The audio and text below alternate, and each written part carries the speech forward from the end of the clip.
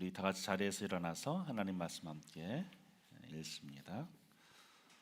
빌립보서 2장 25절에서 30절까지 천천히 한 목소리로 읽겠습니다. 그러나 에바브로디도를 너희에게 보내는 것이 필요한 줄로 생각하노니 그는 나의 형제요 함께 수고하고 함께 군사된 자요 너희 사자로 내가 쓸 것을 돕는 자라. 그가 너희 무리를 간절히 사모하고 자기가 병든 것을 너희가 들은 줄을 알고 심히 근심한지라. 그가 병들어 죽게 되었으나 하나님이 그를 긍휼히 여기셨고 그뿐 아니라 또 나를 긍휼히 여기사 내 근심 위에 근심을 면케하셨으니라. 그러므로 내가 더욱 급히 그를 보낸 것은 너희로 그를 다시 보고 기뻐하게 하며 내 근심도 덜려 함이니라. 이러므로 너희가 주 안에서 모든 기쁨으로 그를 영접하고 또 이와 같은 자들은 존귀히 여기라. 죽기에 이르러도 자기 목숨을 돌보지 아니한 것은 나를 섬기는 너희의 일에 부족함을 채우려 함이니라. 아멘. 자리에 앉겠습니다.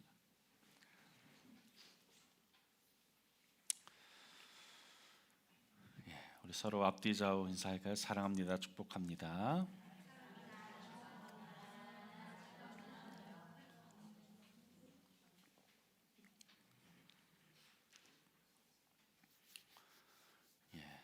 오늘 우리 함께 나눌 말씀의 제목 사랑의 행동 원리입니다. 따라할까요? 사랑의 행동 원리. 오늘 본문에는 다소 낯선 이름이 등장합니다. 에바브로디도라는 이름 자체가 사실 좀 특별합니다. 이 이름 자체가 이방인을 보여주는 이름이었는데 에피라는 전치사 그리고 아프로디테라는 이방신의 이름이 합쳐진 것이지요. 아프로디테는 비너스의 사랑을 받은 자라는 뜻입니다. 그러니까 그때 당시에 유행했던 이방신 중에 하나였습니다. 우리도 비너스를 잘 알지 않습니까? 아프로디테도 잘 알고요. 유대인들은 하나님의 이름을 따서 그래서 여호와라는 이름을 따서 엘 혹은 야로 끝나는 이름들을 많이 짓습니다. 그 당시에 이방인들도 그처럼 자신들이 믿는 그 신의 이름을 따서 이름을 지었던 거죠. 그래서 이 에바브로디도도 그 신에게 바쳐진 존재로서 자신의 이름을 지었던 거예요. 완전히 이방인이었다가 그가 예수를 믿고 사역자까지 되어진 겁니다. 그러니까 태어날 때부터 이방신에게 바쳐졌다는 그 의미를 가진 사람, 완전한 이방인으로서의 배경을 가졌던 사람이었다는 사실입니다. 근데 오늘 본문에 보면 그런 인물이 감옥에 갇혀 있는 그 사도 바울을 아주 살뜰히 돌보고 자신의 생명까지 내어줄 정도로 그 헌신했던 모습을 우리가 보게 됩니다. 그래서 바울은 그를 향해서 뭐라고 얘기하는가? 25절에 보면 나의 형제요 함께 수고하고 함께 군사된 자요 너희 사자로 내가 쓸 것을 돕는 자 이렇게 높이 평가하죠. 심지어 이와 같은 자를 존귀히 대해라 라고 얘기합니다. 그러면 오늘 이 말씀이 짤막한 한 대목 안에서 이 단락 안에 우리는 사랑의 행동의 원리를 찾을 수가 있습니다. 서로가 서로의 필요를 적극적으로 채워주고 떨어져 있으면 보고 싶어서 애틋하고 함께 울고 함께 아파하고 상대의 헌신을 존중히 여기고 때로는 내 안위까지 내려놓는 그 헌신의 태도. 오늘 이 말씀을 통해서 우리의 교회와 가정 안에 이 사랑의 행동 원리가 있기를 간절히 축원합니다. 그저 사랑한다라는 말로만 끝나는 것이 아니라 행동으로 삶의 헌신으로 나타날 수 있길 바랍니다. 빌립보 교회와 바울 그리고 에바브로디도의 이야기가 오늘 우리에게 그것을 가르쳐 줄 것입니다. 그렇다면 어떠한 모습이 사랑의 그 행동의 모습이고 원리일까요? 첫째로 서로의 필요를 채워주는 사랑입니다. 따라할까요? 서로의 필요를 채워주는 사랑. 25절 함께 있습니다. 시작. 그러나 에바브로디도를 너희에게 보내는 것이 필요한 줄로 생각하노니 그는 나의 형제요 함께 수고하고 함께 군사된 자요 너희 사자로 내가 쓸 것을 돕는 자라. 빌립보 교회가 에바브로디도를 사도 바울에게 보냈습니다. 왜 보냈습니까? 그 먼 거리까지 왜 보냈을까요? 그 목적을 알 수 있는 단서가 29절 끝부분에 이렇게 나와 있습니다. 너희 사자로 내 쓸 것을 돕는 자다. 너희 사자로 내가 쓸 것을 돕는 자다. 사자라는 말은 사도라는 말과 같은 말이에요.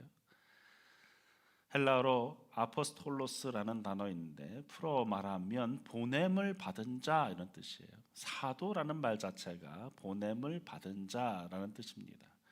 그래서 사도행전 그러면 12사도만 말하는 것이 아니에요. 보냄을 받은 자들의 이야기, 그것이 사도행전이죠. 그렇다면 그가 왜 보냄을 받았는가, 왜 갔는가? 돕는 자라고 얘기합니다. 돕기 위해서 갔다는 거죠. 돕는 자란 다른 사람의 필요를 채워주는 사람, 그를 우리는 돕는 자라고 말하죠. 목회학을 처음 배울 때의 목회자는 미니스터다 이렇게 얘기합니다. 미니스터. 지금도 기억이 나요. 목회학 개론을 배우는데 당신들은 미니스터가 아니라 슈퍼스타가 아니라 미니스터가 되어야 한다 이렇게 워드플레이로 가르치셨던 내용이 기억나는데, 미니스터는 돕는 사람입니다. 여러분, 그 당시에 빌립보에서 바울이 갇혀 있는 이 로마까지의 거리는 대략적으로 1800km입니다. 오늘날로 말해도 굉장히 먼 거리죠. 1800km를 간다는 것이 육로로 또 해상을 통해서 가야 하는 먼 거리였어요. 그래서 40일은 좋게 걸리는 그런 먼 거리였습니다. 여러분, 이것이 어떻게 가능합니까? 그 먼 빌립보에서 로마까지 가는 것이 어떻게 가능합니까? 왜 갔습니까?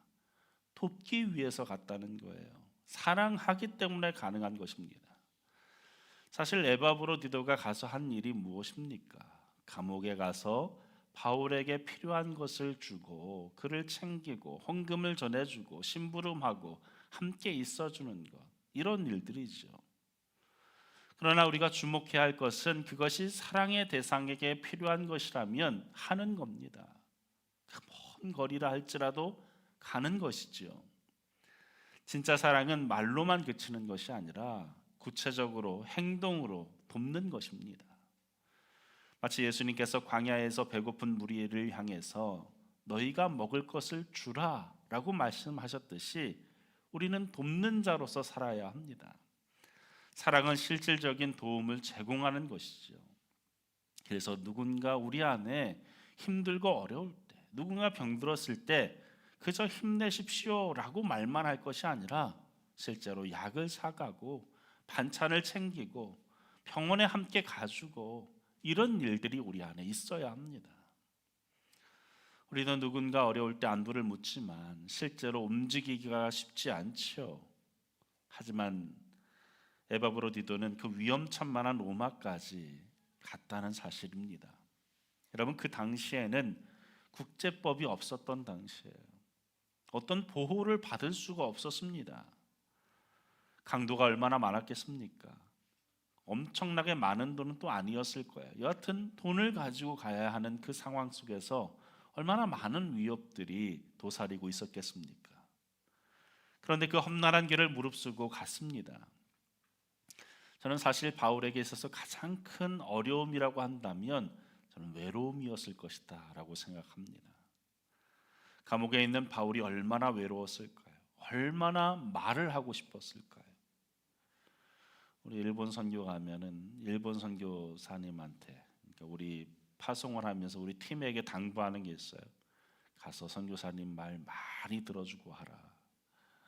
왜냐하면 선교사님들은 한국말을 쓸 시간이 없어요. 대상이 없죠, 사실은. 그러니까 우리 선교팀을 보내면 밤새 붙잡고 얘기하시는 거예요. 저는 그것이 아주 귀한 선교 사역이라 생각합니다. 들어주는 거예요. 들어주는 것만으로도 힘이 되어지는 거죠. 그 말을 들어주고 함께 있고 싶고 그래서 도와주기 위해 거기까지 간 겁니다. 그러면 에바브로디도가 그 감옥에 왔을 때에 바울이 그를 만나자 얼마나 고마웠을까요? 얼마나 반가웠겠습니까? 여러분, 도와주는 것, 이것이 사랑입니다.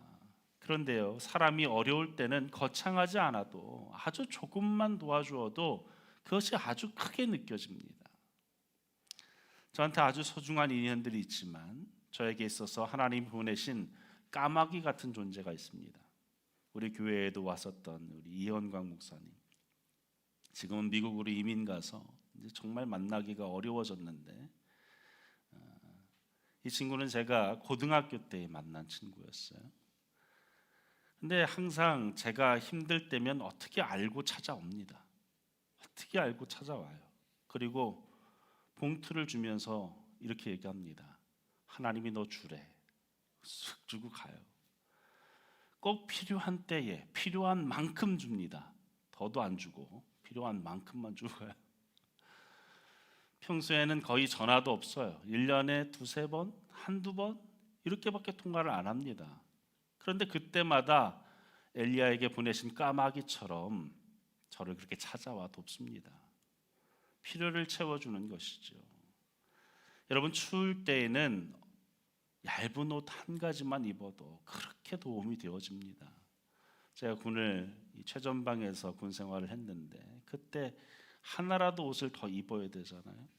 더 입어야 되는데 옷이 너무 두꺼우면 그 이상 입을 수가 없습니다. 그래서 나름대로 우리 소대 안에서 있었던 이 노하우가 있었는데 여자 팬티 스타킹을 신는 거예요. 그 얇은 거 하나라도 더 입으면 그렇게 도움이 된다고, 그거를 휴가 나가면 그거 사오라고 당부하고 그걸 또 입고서 이 보초서로 나가고 그랬었습니다. 여러분, 얇은 것이라도 어려울 땐 그렇게 도움이 되는 거죠. 힘들고 어려울 때 그 작은 행동 하나로 힘이 됩니다. 에바브로디도는 바울을 그렇게 도와주러 간 거예요. 도와주는 것, 필요를 채워주는 것, 이것이 사랑입니다. 여러분, 혹 우리 주변에 도움이 정말로 필요한 누군가가 있습니까? 혹 그냥 지나치지는 않았습니까? 사랑이 진짜로 내 안에 있다면, 사랑이 진짜로 살아 움직이게 하려면 내 몸과 시간, 에너지를 들여야 합니다. 그와 함께 있어야 됩니다. 마태복음 25장에서 예수님은 주린이에게 먹을 것을 주고 헐벗은 이를 입히고 병든 자를 돌보는 것이 곧 나에게 한 것이다 라고 말씀하셨어요. 그러한 자를 볼 때마다 내가 주님을 섬길 기회가 왔구나, 이 마음을 가지고 사랑으로 나아갈 수 있기를 간절히 바랍니다. 두 번째로, 사랑의 행동 원리는 간절히 그리워하는 사랑입니다. 따라할까요? 간절히 그리워하는 사랑. 26절 함께 했습니다. 그가 너희 무리를 간절히 사모하고 자기가 병든 것을 너희가 들은 줄 알고 심히 근심한지라. 바울은 에바브로디도가 빌립보 교회 성도들을 간절히 사모한다 이렇게 표현합니다. 원어로 보면은 에피포테오라는 단어를 쓰고 있는데, 이 단어는 특별히 갓난아기가 그 엄마 젖을 강렬히 구하는 그러한 모습을 본따서 만든 단어예요. 그러니까 갓난아기가 배가 고프면 어떻습니까? 울고불고 난리가 나죠. 어느 때는 그 울음소리가 가슴을 파고 들어가는 것 같아요. 밤에 막 아기가 울면 막 귀를 막잖아요. 남자들은 빨리 어떻게 좀 해봐. 그 소리가 얼마나 간절합니까? 생존을 위해서 꼭 필요한 그 젖을 사모하기 때문에 조금만 허기가 느껴져도 목천껏 우는 거예요. 그 젖이 너무 그리워서. 그리고 물려주면 조용해지죠. 여러분, 이처럼 누군가를 정말로 사랑한다면 그를 그리워하고 간절히 보고 싶어하는 마음이 당연한 거예요. 에바브로디도에게 빌립보 교회는 사랑의 터전이었습니다. 그곳에서 왔고 그곳에 사람들의 기도와 정성을 받아서 그 먼 땅 로마까지 가게 되었어요. 그렇게 사명을 가지고 파견받았음에도 불구하고 그는 빌립보 교인들을 너무나도 그리워했다는 것이죠. 보고 싶어 했다는 거예요. 여러분, 진정 사랑하면 그리운 겁니다. 떨어져 있으면 보고 싶은 거예요. 이 마음이 없다면 사실 사랑이라고 말할 수 없습니다. 사랑하는 사람끼리 자주 소식을 주고받는 것, 눈을 맞추고 얼굴을 보며 교제하는 것, 이것은 당연한 거예요.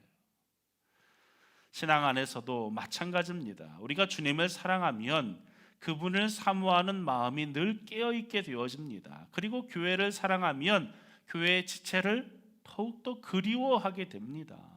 일주일 만에 만났을 때 반가운 거예요. 한 주라도 걸러서 만나면 궁금한 거예요. 보고 싶다 말해주는 것이죠. 혹자는 이렇게 말할 수 있습니다. 사명을 가지고 간 사람이 그 정도쯤은 감수해야 되는 거 아니냐? 버텨야지. 그런 감성에 빠져서 되냐? 예, 맞아요. 감수해야 합니다. 그럼에도 에바브로디도가 사명을 가지고 파견을 받았음에도 불구하고 그리운 거예요. 보고 싶은 겁니다. 여러분, 이것은 믿음이 없어서가 아닙니다. 이게 사랑인 거예요. 그렇게 연결되어지는 겁니다. 저희 아내는 제가 군대에 있는 동안에도 기다려줬어요. 참 고마운 사람입니다. 26개월이라는 시간 동안 고무신 거꾸로 안 신고 기다려줬는데 지금도 기억이 나요. 1년 군생활 1년 지났을 때 저희 아내가 면회를 왔는데, 그 전에도 왔었지만 면회를 왔는데 너무 반가운 거예요. 그리고 이제 면회를 왔기 때문에 제가 복귀해야 될 시간이 오고 저희 아내도 이제 가야 되는데 제 복귀 시간보다 아내의 막차 시간이 더 빨랐어요. 그러니까 차라리 제가 먼저 쫓겨서 들어가는 상황이었다면 덜 아쉬웠을 텐데, 나 들어갈 시간은 좀 남아 있는데 서로가 너무 아쉬운 거죠. 그래서 저는 부대로 돌아가는 그 버스 안에 이제 터미널로 가는 그 같은 행선지의 그 버스를 타고 가는 거죠. 저는 도중에 내려야 돼요. 부대가 먼저 있고 또 터미널은 더 멀리 있으니까 내려야 되는데 저희 아내랑 손을 꼭 잡고 있다가 저희 아내는 그냥 가야 되잖아요. 같이 내렸어요. 같이 부대 앞에서 같이 내렸어요. 뭐 오래 같이 있지도 못했습니다. 한 30분 더 같이 있었나? 그 30분 더 같이 있겠다고 그 버스에서 내려서 거기서 있다가 저 들어갈 때까지 보고 그러고서 간 거예요. 근데 참 어이가 없는 거는 저희 아내는 버스를 놓쳤어요. 놓쳐가지고 그 강원도 인제 원통입니다. 거기에서 정말 어렵게 집까지 갔었죠. 근데 참 우스운 건 뭐냐면 2주 뒤에 제가 휴가 나갑니다. 그때 2주 뒤에 휴가를 나가는데도 그렇게 헤어지기가 싫어가지고. 여러분, 그게 사랑 아닙니까? 그리운 거죠. 같이 있고 싶은 겁니다. 여러분, 혹 우리 마음에 이 사모함이 사라진 것은 아닌지 돌아봅시다. 교회 지체들 가운데 오랫동안 못 본 이가 있다면 보고 싶다라고 전해볼 수 있기를 바랍니다. 결국 간절히 그리워하는 사랑은 교회 공동체의 숨은 활력소가 되어집니다. 관계가 깊어지고 따뜻함이 돌고 작은 관심으로 인해서 누군가는 내가 잊혀진 존재가 아니구나, 나를 기억해주고 있구나, 나도 이 교회이구나, 이 생각을 가질 수 있도록 해주어야 합니다. 이 한 주 이 마음을 품고 살아갈 때 우리가 에바브로디도처럼 누군가에게 다가갈 수 있기를 바랍니다. 세 번째로 함께 아파하는 사랑입니다. 따라할까요? 함께 아파하는 사랑. 26절 제가 다시 읽겠습니다. 그가 너희 무리를 간절히 사모하고 자기가 병든 것을 너희가 들은 줄 알고 심히 근심한지라. 무슨 말입니까? 자기가 병들었는데 병든 것 때문에 마음 아픈 것보다 무엇 때문에 아팠다고 얘기합니까? 내가 병들었다는 소식을 빌립보 교회 성도들이 알고 그것 때문에 마음 아파할까 봐, 걱정할까 봐, 그것 때문에 내가 더 마음 아팠다는 거예요. 여러분, 이게 사랑입니다. 저는 이제까지 결혼하고 나서, 특히 결혼하고 나서 어머니한테 아프다고 얘기한 적이 한 번도 없습니다. 왜 안 아팠겠습니까? 근데 아파가지고 엄마 저 아파요 이렇게 연락한 적이 한 번도 없어요. 물론 이제 다 앓고 나서 얘기한 적은 있죠. 그때 이렇게 좀 아파서 넘겼어요. 저도 코로나 걸렸었어요. 독감 걸렸었어요. 이러면서 얘기는 하지만 아플 당시에 연락을 해본 적이 단 한 번도 없습니다. 내색을 해본 적이 없어요. 왜입니까? 어머니가 더 아파할 것을 아니까. 어머니가 또 걱정하실 텐데. 그냥 넘기는 거죠. 26절에 근심하다라는 단어는 헬라어로 아데모네오라는 말인데 깊은 고통과 슬픔으로 마음 아파하는 단어. 아주 극심한 아픔과 슬픔을 의미하는 단어예요. 육체적일 뿐만 아니라 정신적인 것까지 다 포함합니다. 이 단어가 또 언제 쓰였는가 보면 예수님이 십자가에 달리시기 그 전날 밤에 겟세마네 동산에서 기도하실 때 어떻게 기도하셨습니까? 땀방울이 핏방울이 되도록 기도하셨어요. 그때 마태복음 26장 37절에 보면 고민하고 근심하셨다 이런 단어가 나와요. 예수님의 그 고민, 그 근심, 그 말을 얘기할 때 이 똑같은 단어를 씁니다. 아데모네오. 정말로 마음 아파하는 것. 내가 아프다는 소식을 들은 그 사람이 마음 아파할까 봐 걱정하는 그 마음. 그럼 그것 때문에 아파했다라는 것이죠. 그리고 바로 다음 절에 이렇게 기록되어 있습니다. 27절에 함께 있습니다. 그가 병들어 죽게 되었으나 하나님이 그를 긍휼히 여기셨고 그뿐 아니라 또 나를 긍휼히 여기사 내 근심 위에 근심을 면하게 하셨느니라. 바울에게 무엇이 있다고 얘기합니까? 근심 위에 근심. 최상급적 표현인 거예요. 가장 큰 근심을 겪었다는 것이죠. 그럼 믿음이 좋은 그 사도 바울이 왜 근심 위에 근심을 했습니까? 에바브로디도가 병에 걸렸기 때문에 그 모습을 바라보는 이 사도 바울의 마음이 아팠다는 거예요. 근심 위에 근심. 옛날에 다모라는 드라마에서 이서진이 했던 유명한 대사가 있습니다. 아프냐? 나도 아프다. 고개를 끄덕이는 분들은 나이가 지금 나오는 거예요. 여러분 이게 사랑입니다. 함께 아파하는 거예요. 고개를 막 이렇게 젓는다고 될 게 아니에요. 여러분 그때 사도 바울이 어떠했습니까? 바울도 어려운 상황이었어요. 힘겨운 처지였습니다. 노쇠했어요. 그런데 그 에바브로디도가 아프니까 마음이 아픈 거예요. 그런데 그 에바브로디도가 또 병에 나으니까 그 모습을 보고 뭐라고 얘기합니까? 그것이 나에게 은혜가 되었다고 얘기합니다. 은혜를 받은 사람은 에바브로디도인데 그가 나은 모습을 보니까 내가 은혜를 받았대요. 그것 때문에 내가 은혜를 받았다. 여러분 그렇습니다. 서로 떨어져 지내지만 에바브로디도는 빌립보 교인들의 마음을 헤아렸고 빌립보 교인들은 에바브로디도의 병을 듣고 가슴 아파했습니다. 그리고 바울 또한 그 병에 대해서 내 근심 위에 근심이라고 말할 정도로 심히 걱정했어요. 서로가 서로의 상황을 마치 자기 일처럼 여기면서 울고 또 웃는 것, 그것이 사랑이지요. 이것이 바로 사랑으로 연결되어진 공동체의 모습입니다.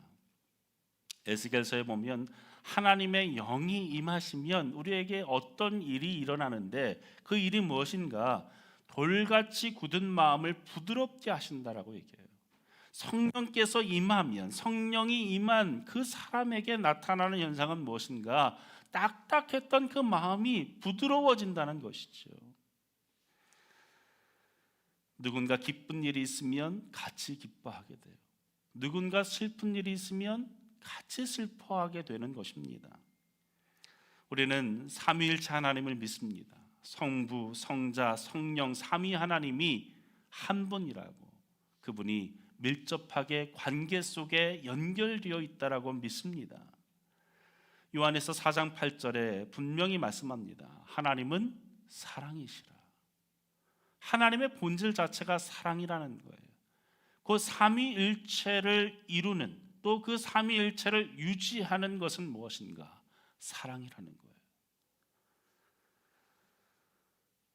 예수님께서 십자가에서 돌아가실 때 하나님 아버지의 마음이 아프셨어요.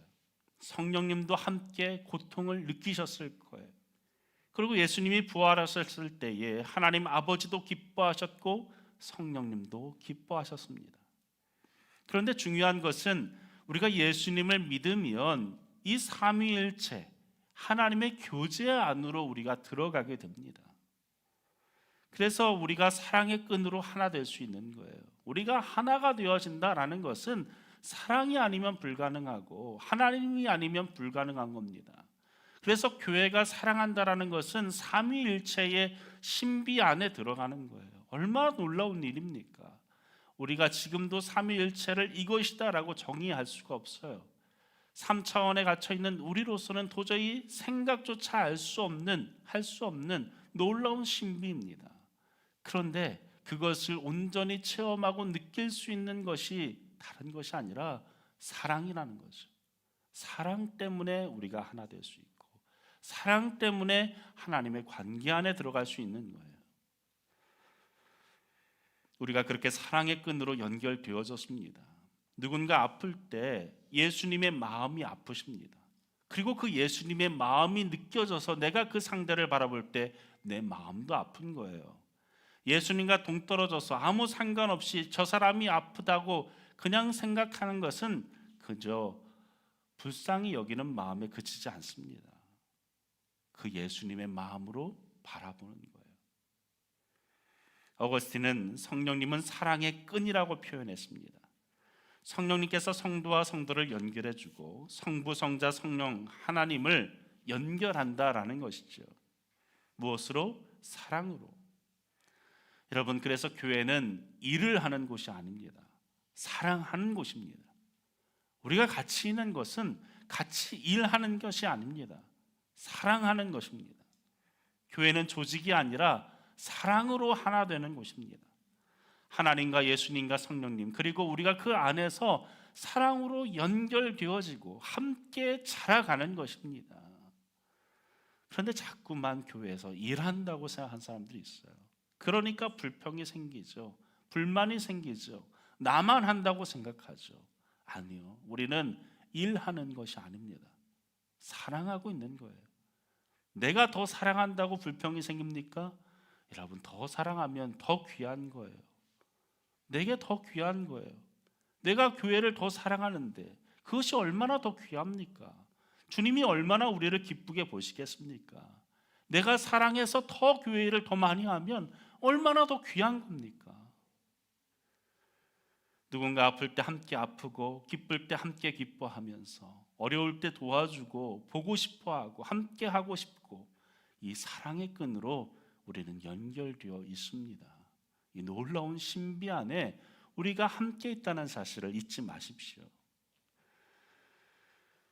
여러분, 사랑으로 연결된 우리가 겪는 그 모든 일들은 서로 안에 함께 나누어져야 합니다. 그리고 그 사랑으로 우리는 함께 자라가고 성숙되어져야 합니다. 이 아데모네오의 사랑이 우리 가운데 있기를 주의 이름으로 축원합니다. 네 번째로 귀하게 여기며 존중하는 사랑입니다. 따라갈까요? 귀하게 여기며 존중하는 사랑. 29절 보면 이러므로 너희가 주 안에서 모든 기쁨으로 그를 영접하고 또 이와 같은 자들을 존귀히 여기라. 바울은 빌립보 교회 성도들에게 말합니다. 에바브로디도를 기쁨으로 영접해라. 그와 같은 사람들이 있다면 그들도 존귀하게 여겨라. 여기서 존귀히 여기다라는 말은 엔티모스라는 단어인데 소중한 대상으로서 보살피는 것을 의미해요. 매우 귀하게 받드는 것을 의미합니다. 높여주는 것을 의미해요. 바울은 지금 감옥에 있는 입장이지만 멀리 있는 그 빌립보 교회를 향해서 당부합니다. 에바브로디도 그 사람을 가볍게 여기지 마십시오. 최대한 그 사람을 높여주십시오. 귀하게 대해 주십시오. 그 사람은 내게 너무나도 소중한 사람입니다. 생각해보면 에바브로디도는 병을 앓다가 겨우 회복되어져서 중간에 맡은 그 사역을 다 하지 못하고 돌아간 거예요. 바울에게 등 떠밀려서 돌아간 겁니다. 그래서 아마도 빌립보 교회 안에 이런 사람들이 있었을 거예요. 사역 끝까지 잘 마치고 왔어야지. 목숨 걸고 끝까지 완수하고 왔어야지. 바울 선생님이 그 고생하는데 좀 몸 좀 아프다고 이렇게 돌아오고 있어? 라고 생각하는 사람들이 있었을 거예요. 바울은 그러한 비난도 예측한 거죠. 생각한 것입니다.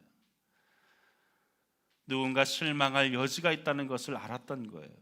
그래서 바울은 아니다, 오히려 그를 더 높여주어라, 귀하게 여겨야 한다라고 한 것입니다.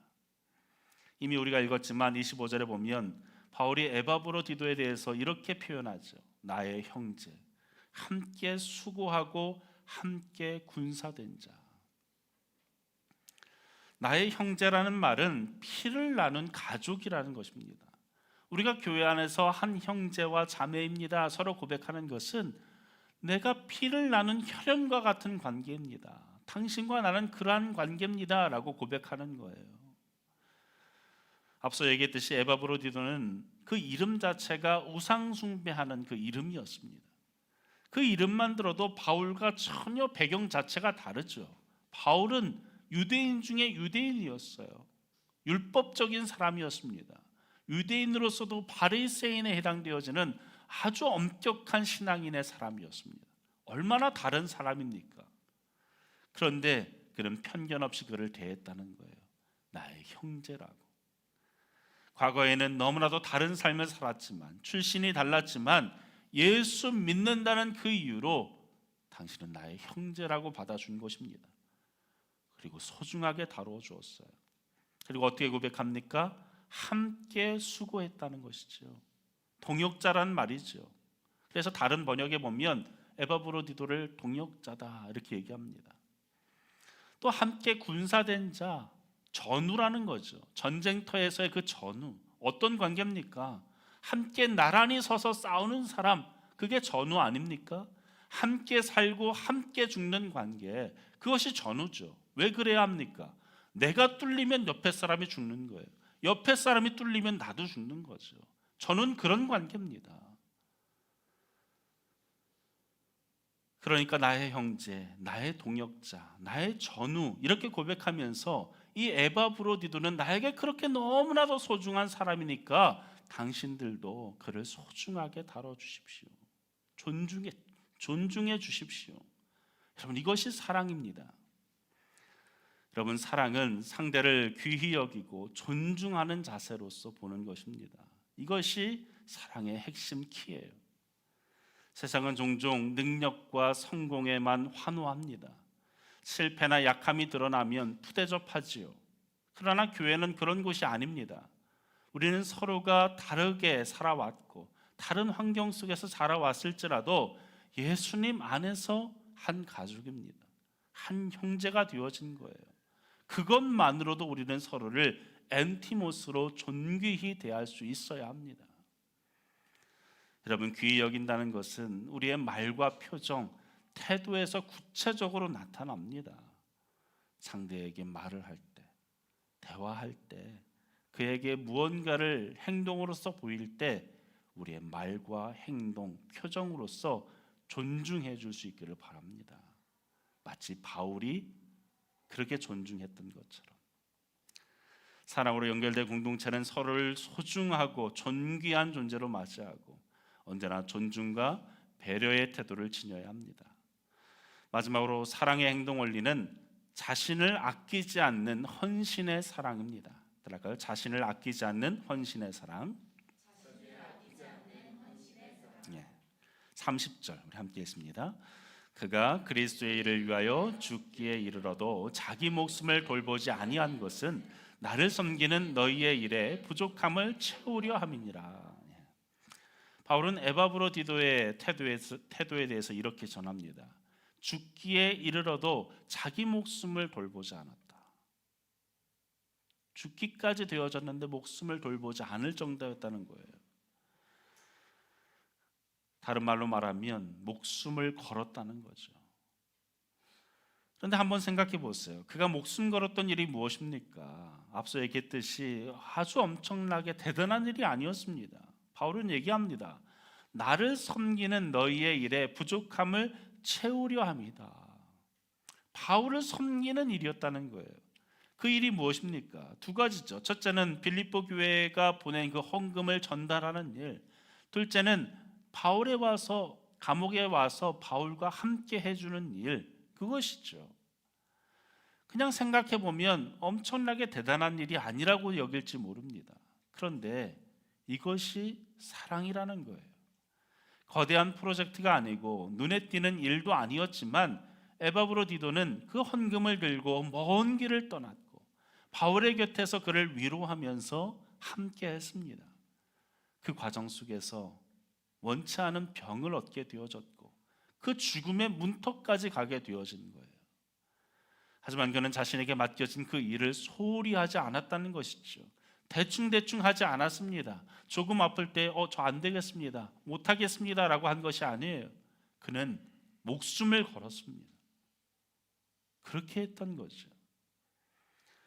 우리가 살다 보면 나한테만 맡겨지는 일이 있습니다. 왜 나만 이것을 하지? 누군가와 비교하자면 한없이 작아 보이는 일들을 나만 하는 것처럼 느낄 때가 있습니다. 아무도 알아주지 않는 일. 하지만 그것이 나에게 맡겨졌다면 대충 해서는 안 됩니다. 설렁설렁 해서는 안 됩니다. 그것이 우리에게 맡겨진 최선이라고, 나에게 가장 귀한 일이라고 여기면서 감당해야 합니다. 그것이 사랑을 받은 자의 태도이고 사랑을 나타나는 자의 자세입니다. 초대교회는 바로 그런 태도와 사랑으로 연결되어 있었습니다. 히브리서에 보면 히브리서 13장 2절에 나그네를 대접하기를 힘쓰라, 이로써 부지 중에 천사들을 대접한 이들이 있었느니라. 여러분, 대접하는 것, 나그네를 돌보는 일, 그것이 정말로 귀한 일이다. 천사를 돌보는 일만큼이나. 우리의 삶에서 이것은 일이고 저것은 사랑이다, 이렇게 이분법적으로 나눠서는 안 됩니다. 내가 하는 일에 최선을 다하고 전심을 다한다면 그것은 사랑이에요.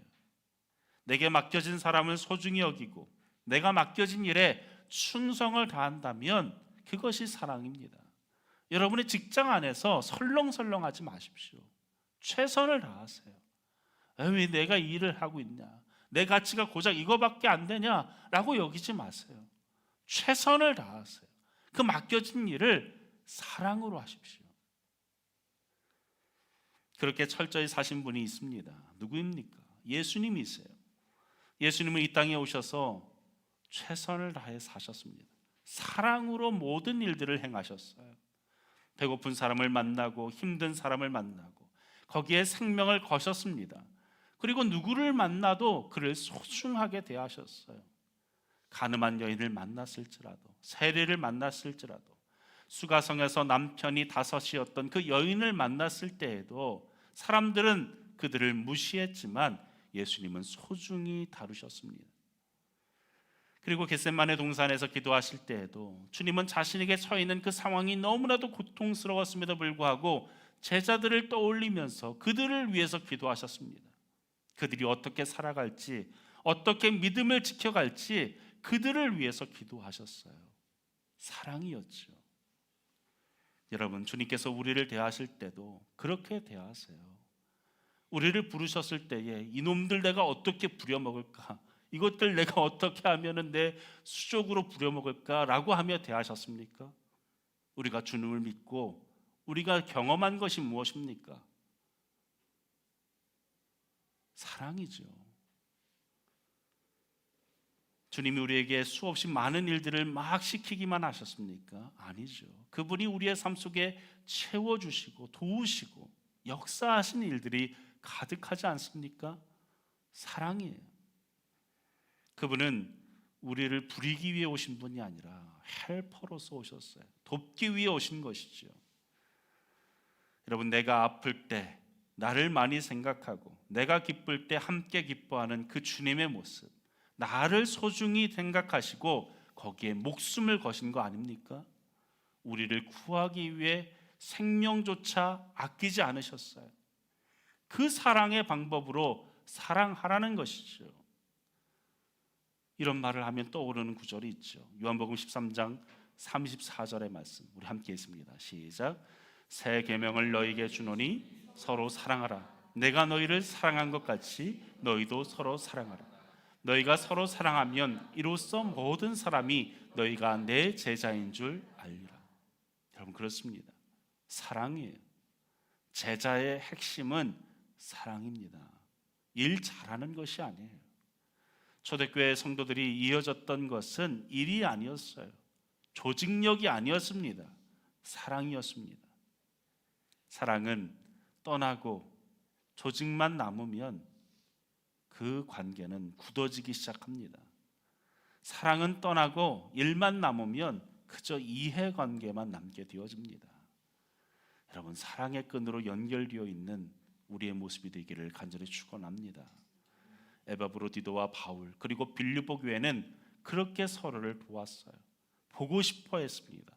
마음 아파하고 마음 깊이 기뻐했습니다. 소중하게 생각했어요. 그리고 자신에게 그 맡긴 사람, 그 맡긴 일을 최선을 다해 목숨 걸고 끝까지 완수했습니다. 오늘 이 사랑이 우리 안에 회복되어지기를 주님의 이름으로 축원합니다. 혹 지금 누군가가 떠오르지 않습니까? 지금 내 주변에 도움이 필요한 누군가가 머릿속에 떠올려진다면 우리에게 이 한 주가 그 사랑을 실천하는 한 주로 여기시길 바랍니다. 이 말씀을 심장에 새기고 에바브로디도처럼 사랑을 행동으로 옮기는 복된 한 주가 되기를 주의 이름으로 간절히 축원합니다. 우리 말씀 기억하며 이 찬양 함께 합시다. 아주 짧은 찬양입니다. 이 짧은 찬양 안에 정말로 우리의 신앙의 정수가 있다고 생각합니다. 사랑의 나눔 있는 곳에 하나님께서 계시도다. 사랑의 나눔 있는 곳에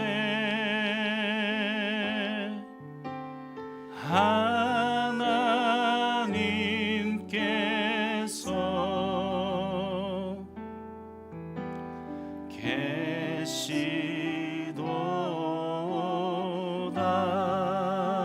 사랑의 나눔, 사랑의 나눔 있는 곳에 하나님께서 계시도다.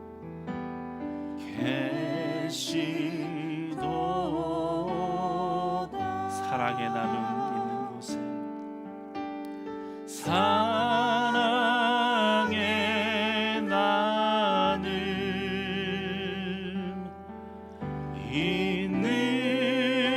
있는 곳에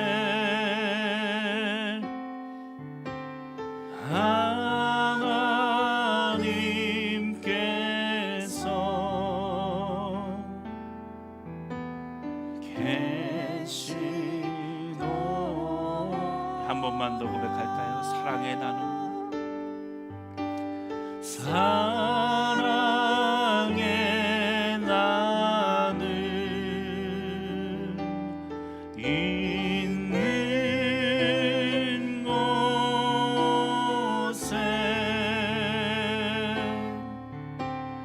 하나님께서 계시도다.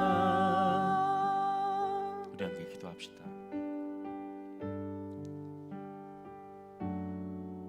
주님, 우리가 말뿐만이 아니라 실제로 서로의 필요를 살피고 적극적으로 채워주는 사랑을 실천하게 하여 주옵소서.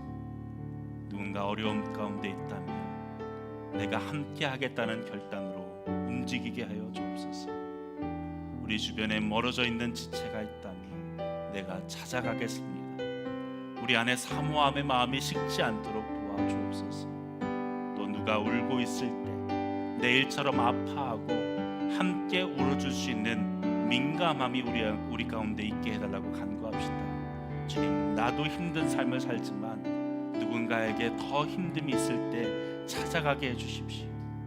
또한 서로의 헌신을 당연시 여기지 않고 오히려 존귀히 여기며 서로를 칭찬하며 격려하는 문화가 우리 가운데 있기를, 우리에게 그 귀한 마음이 있게 해달라고, 생명 걸고 서로를 축복하며 세워주는 우리의 복된 공동체가 되게 해달라고 우리 함께 기도하겠습니다. 아버지 하나님, 오늘 이 말씀을 통하여 우리에게 사랑의 행동의 모습을, 원리를 알게 하시니 감사합니다. 주님, 진정 우리의 교회가 서로의 필요를 채워주는 그 사랑으로 가득하기를 원합니다. 간절히 그리워하는 사랑이 우리 가운데 있기를 원합니다. 함께 아파하는 사랑이, 귀하게 여기며 존중히 여기는 그 사랑이 우리에게 있기를 원합니다. 또한 나를 아끼지 않는 그 헌신의 사랑이 우리에게 있게 하여 주옵소서. 우리 오롯이 교회가 진정이 사랑의 공동체가 되게 하여 주옵소서. 우리의 사랑이 나눔에 진정 그곳에 하나님이 함께 하심을 깨닫습니다. 주님, 우리가 일로서 모인 것이 아닌 사랑하기 위해 모인 존재임을 날마다 잊지 않게 하여 주시옵소서. 주님, 이 귀하고 복된 관계가 우리의 삶 가운데 이루어지게 하여 주시옵소서.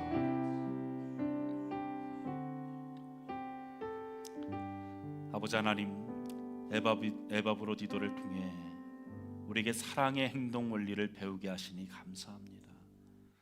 그가 사역이 힘들어도 멀리 로마까지 달려가 바울을 돕고 자기 병보다 빌립보 교회의 근심을 걱정할 만큼 간절한 마음을 가졌으며 바울과 빌립보 교회 모두와 함께 울고 기뻐하는 그 아름다운 사랑을 우리 가운데 보여주심에 감사합니다. 주님, 우리도 이 사랑을 배우고 싶습니다. 실제로 누군가의 필요를 채워주고 보고 싶어하고 함께 아파하고 서로 귀하게 존중하고 심지어 자신을 아끼지 않는 그 자리까지 나아갈 수 있기를 원합니다. 진정 성령께서 우리로 하여금 더 실제적이고 더 헌신적인 사랑으로 살 수 있도록 이끌어 주옵소서. 오늘 결단하며 나아갑니다. 우리 마음을 받아주시고 그 결단 위에 하나님께서 역사하여 주시옵소서. 사랑이 실제로 움직이는 우리의 교회와 가정이 되게 하여 주시옵소서.